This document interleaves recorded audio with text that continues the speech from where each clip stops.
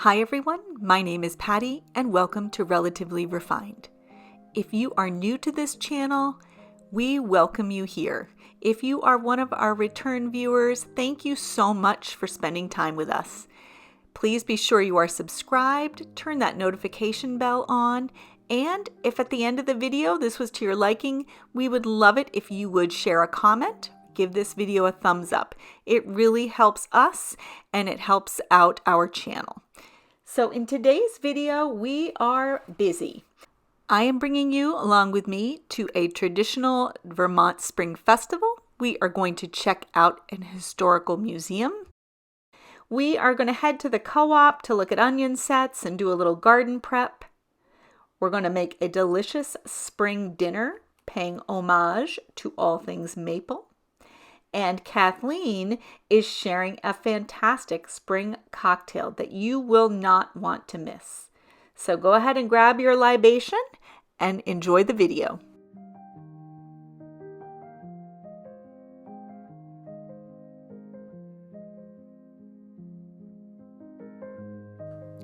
When this video comes out, our relatively refined middle sister Kathleen will have celebrated her birthday.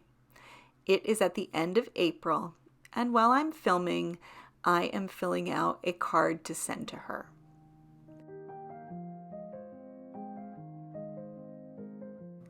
Sending cards or letters for special occasions or just because is something that our mother instilled in us, and I really enjoy doing it. Kathleen is also excellent about remembering all the special occasions with notes, cards, and letters, so I really wanted to do this for her. I found this lovely card with birds on it, and knowing how much Kathleen enjoys the birds, I thought this was a fitting card to send to her. Now I'd like to tell you I'm getting this out in plenty of time, but I'm going to cross my fingers that the U.S. Postal Service will get this to her by the 29th of April. We shall see.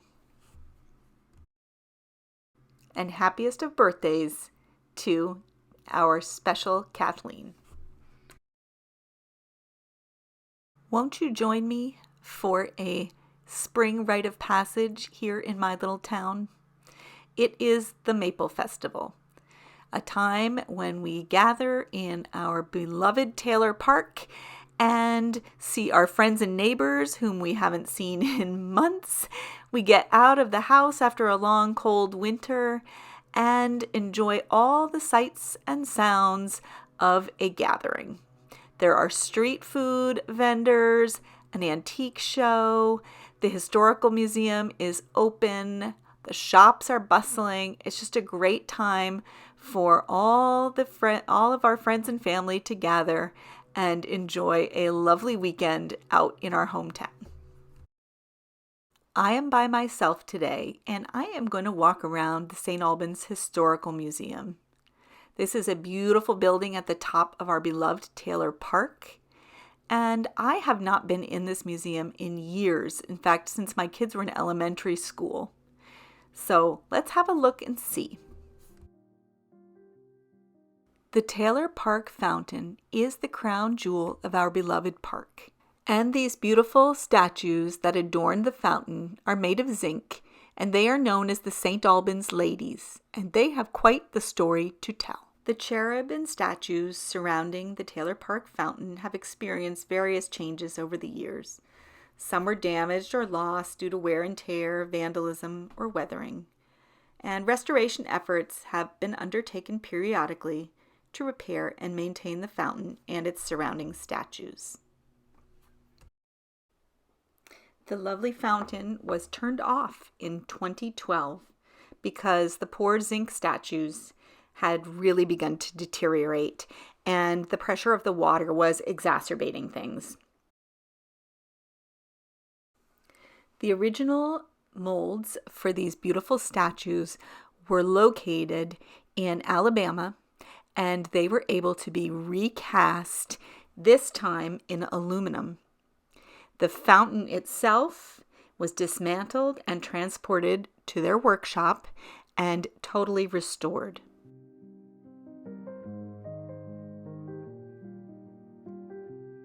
This was a community effort, and in 2015, the fountain and the ladies were all put back together. They are painted black, and they sit now in a place of honor right back where they belong. And the original statues remain here in this historical museum for us to appreciate. And here is that beautiful fountain with the ladies' statues as it is today. And our little town on the Canadian border has its own bit of history. We are the site of the St. Albans Raid, which occurred during the American Civil War in October of 1864. There was a Confederate attack on the town of St. Albans, led by a group of Confederate soldiers who infiltrated from north in Canada. They robbed banks, set buildings on fire, and attempted chaos. This is considered the northernmost action of the Civil War, and it stirred up quite a controversy. But don't you worry, those raiders' efforts were largely thwarted by local militia. And you know it wouldn't be relatively refined without a silver tea set. I absolutely love this. This is from a gentleman's club that no longer exists here in St. Albans. And finally, for our teacher friends, and maybe as a former teacher myself, I can appreciate this is an historical classroom here at the museum. And this was one of my kids' favorite places to visit. They loved to see the old desks and the chalkboard and the school bell. And now back outside to 2024 and all the hubbub, all the people, all the food. And you can see the top of the park. There's the museum and the churches and all kinds of festival goers enjoying delicious food and fun, French fries, onion rings, all kinds of great fried food, and of course fried dough. I decided to hit up Mimo's Pizza, which is a local pizza shop, for their Maple Festival special, which was a garlic and oil-based pizza with mozzarella, cheddar, Italian sausage, red onion, red apple, and sage with a maple drizzle. This was out of this world and a phenomenal lunch. Let's take advantage of this beautiful sunny day and head to the co-op to get some onion sets and compost. I love the opportunity to get my onion sets in the ground this time of year.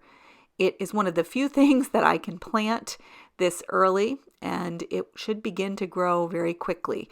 And I love green onions, and I will use them all summer long. Here are some seed potatoes that I don't plant. I think my sister Kathleen may have some. I just don't have the room for them, but I do love to see the seed potatoes out.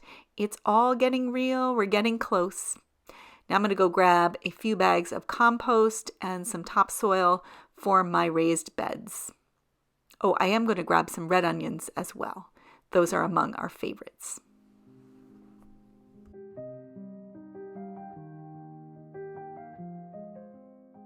One thing I need to do is clean out some of my spring bulbs that I had for Easter. I have some daffodils and hyacinth. And please don't tell my son that I'm wearing a Louisville sweatshirt. So all I'm doing here, I have cut these back and they have dried out and died on their own. They have died back. So now all I'm doing is shaking them out over the garden bed, kind of cleaning them up. Any loose and excess soil will just go right into the bed. And that's that. And like I said, I've got some daffodil bulbs and some hyacinth bulbs in there.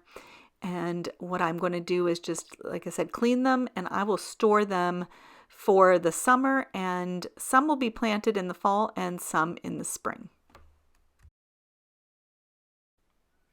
So back inside, I've just prepared paper bags with hyacinth and daffodil labels, and I will just put the bulbs, the cleaned off bulbs inside, and store them in my refrigerator for the summer. Both of these actually will be planted in the fall in my garden. And I've had great success with this method. So once I clean out my raised beds for with my garden, my vegetables, then these bulbs will go right in. And I will be able to enjoy them next year. Well, let's clean up and then stay with me while I prepare dinner. We're going to make a spring maple salmon and roasted potato dinner. Okay, I'm going to make a quick maple marinade for some salmon that we're having for dinner. I've got about a pound of salmon. I've got the oven preheating to 400, and I'm just going to make a very quick maple marinade. So I'm starting out with a quarter of a cup. I had the wrong thing out. A quarter of a cup of maple syrup. This is the maple syrup that we got a few weeks ago at the Gagne Farm at the Maple Open House. It is so good. So I'm going to add a quarter of a cup, a really generous quarter of a cup. There. And incidentally, if I didn't show this already, I think I did, but this pitcher I thrifted, and it is a Simon Pierce, which is a very renowned glassmaker, and right here in Vermont. They are actually Irish artisans, but this was made here in Vermont. So to that quarter of a cup of maple syrup, I'm going to add 2 tablespoons of soy sauce. And I like to get every drop out. And 1 clove of minced garlic. I use the kind in the jar. There's that. And a quarter of a teaspoon of garlic salt. If you recognize this set of teaspoons, I have the same ones as my sister Paula, also a gift from our mother, and I love these so much. And about 1/8 of a teaspoon, or basically a pinch of pepper. And that is it. Whisk this together. I'm going to use my fork. And this looks fabulous. And this will get poured over the salmon. And I'm going to let it marinate for about half an hour. And we'll come back. So I'm just going to cover this. I am marinating this skin side up. And I will flip it about halfway. So after about 15 minutes or so, I'll flip it so it's skin side down. And then, of course, I will bake it skin side down. The skin on the bottom will protect the salmon from the hot pan, so it's a good way to bake it. We're going to serve that salmon alongside some roasted potatoes, which I am washing. And there is my husband photobombing, actually doing his crossword puzzle and visiting with me while I wash potatoes. So anyway, the nice thing about this is while the salmon is marinating, I can get the potatoes in the oven and roasting. I am just going to give them a good scrub, and always make sure they are really dry before you cut them up and get them into the hot oven.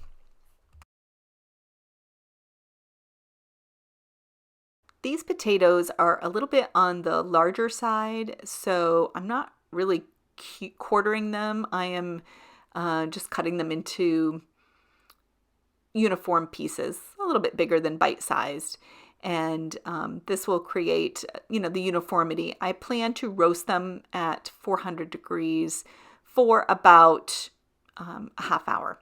So I'm just drizzling them with some olive oil, and I'm adding this maple rub that I got at the Maple Festival.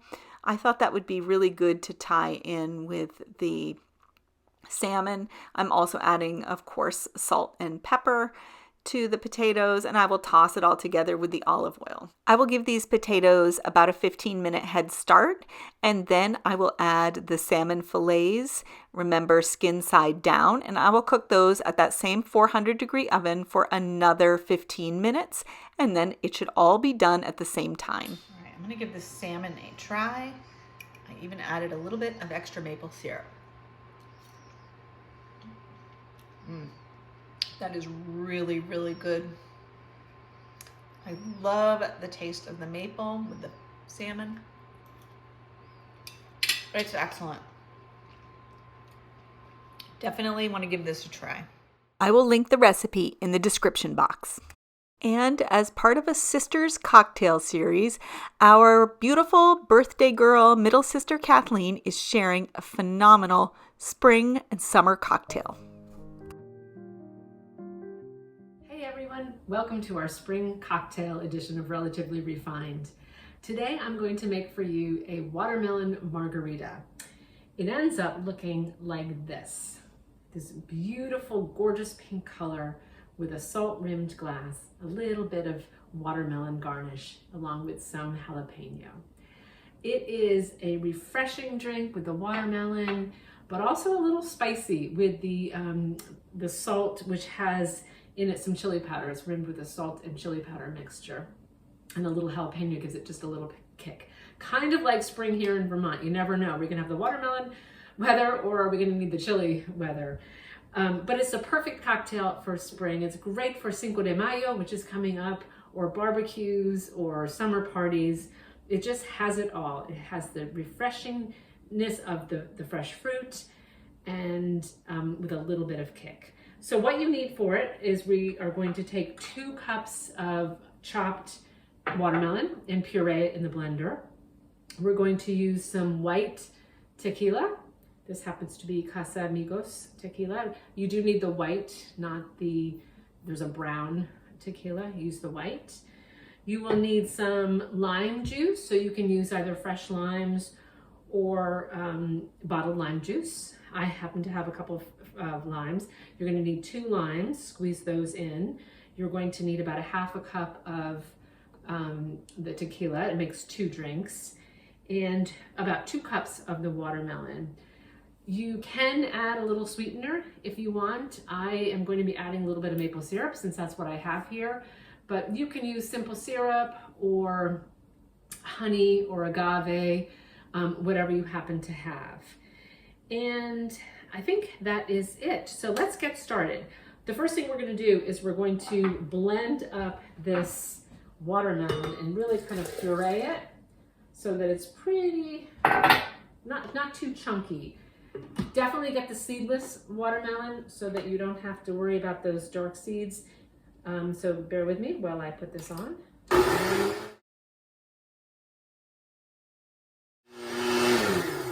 That should be good enough. If it happens to look a little chunky, you can continue to blend it, or you can use a strainer and strain out some of the thicker parts of that. So we're going to add that to our cocktail shaker.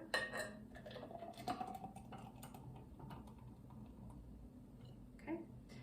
And then we're going to add the tequila.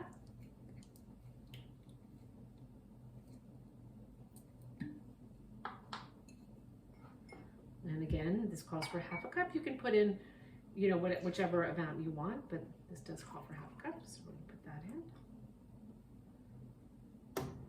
And then the lime juice, and it calls for the juice of 2 limes. Let me get a knife so I can cut those limes. And then we're going to use, even after we've juiced the limes, we are going to use a half of one of these to rim the edge of the glass so that the salt will stick to it. So you've got my juicer, and I'm going to juice that right into that.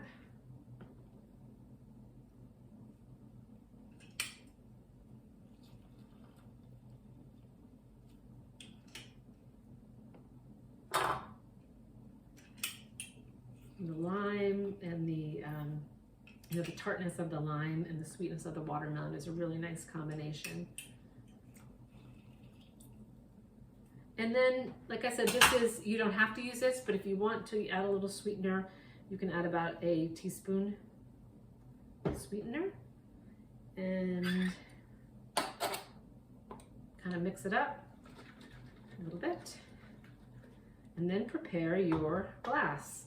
So we're going to take one of those lime wedges and just kind of squeeze it around the edge of the glass. And this is a sea salt and chili pepper mixture, and I'm just going to rim the glass.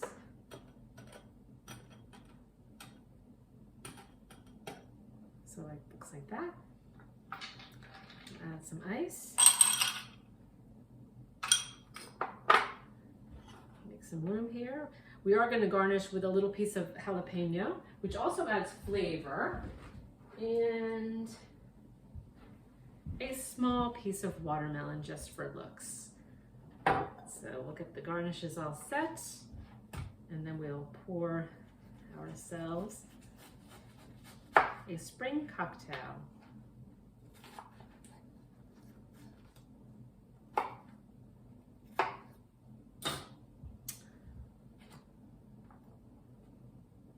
Make sure you hold down on your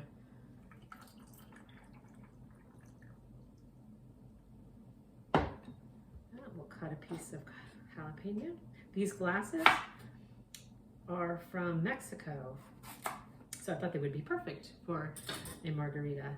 So you put that, you add a little bit of a garnish, and there you have it, the watermelon margarita. Let's see how it tastes. That is so delicious. It's so refreshing. If you like watermelon, you like lime, and you like tequila, this is absolutely delicious. But as delicious as it is, it's just so beautiful to look at. You can make this by the pitcher. You can make it in a batch cocktail if you wanted to, and have a pitcher of these going, or just one or two for you and a friend. So that is my spring cocktail for you, the watermelon margarita. Thanks for watching, and happy spring. Make sure that you have hit that notification bell and are subscribed so you do not miss our next video. We will be sprinkling in these cocktail videos from time to time, and you're definitely not going to want to miss it. All right, everyone, thank you so much for watching. We will see you in the next video. Bye-bye now.